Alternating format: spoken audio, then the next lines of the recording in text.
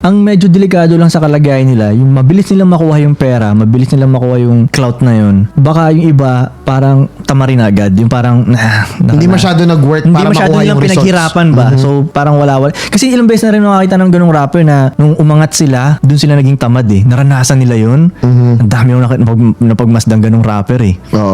Kaya nawala to siya dahil nung after niya umangat, tinamad na siya. Nakuha niya ng fame, nagkapera na siya, nagkababae na siya. Hindi na siya gumalaw. Oo, kasi pag ganun na, pag masyado na masarap yung buhay ng lalaki, pwede, nawawala na yung fire niya ba? Guess mo? Yun. Yung eagerness niya mag-work. Oo, parang naramdaman niya na eh. Parang ano ba, pag nagkapamilya ka, kaya nga yung iba, pag nagka-girlfriend na, hindi, pansinin mo kahit nga girlfriend lang eh, pag nagka-girlfriend ka, yung fire mo nung single ka pa, hindi na ganun eh. Kasi may nasa-sex ka na araw-araw eh. Nakakain ka, may TV, komportable na yung buhay mo eh.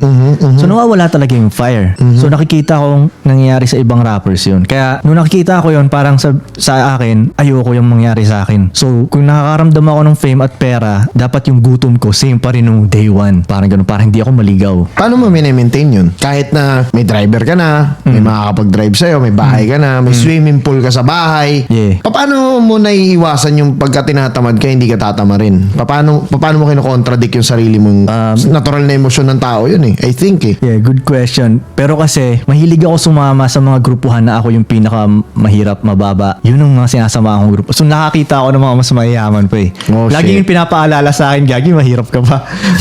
Diba? Pag pumupunta ka ng hood, ikaw yung hood rich dyan. Oo. Pero pag nandito ka sa mundo namin, mahirap ka pa. Yun ang mga sinasamahan kong ano talaga, yung ganun ang gusto ko. Ayoko ako yung bida dun sa ano Bilog na yun. ayoko. Gusto ko dun ako sa yung pinakamababa ako. So, mahilig ako sa ganun. Dati pa lang. Nakakasipag yun.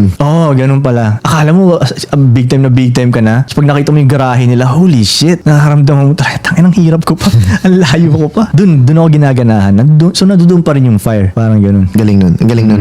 Na-maintain mo siya, na-acknowledge mo, tapos hindi ka tinatamad. Kasi yun yung pinakalaban eh, no? Yeah. Kasi tol, yun nga eh. Yung ibang rappers nakikita ko na ganun yung mali nila eh. Doon lang sila sa mga lugar na sila yung bida. Sila yung pinipicturean, sila yung astig. Kasi komportable talaga dun eh. So nai-stuck sila dun. Ang dami ko nakikita ng rappers na pag pinagmamasdan ko, diyan ka lang lumalapag sa mga lugar na ikaw bida. Di ka lumalapag doon sa hindi ka bida. Nakagiging komportable tuloy sila dito. So ayokong daanan yung path na yun. Dito ako sa isa kabila.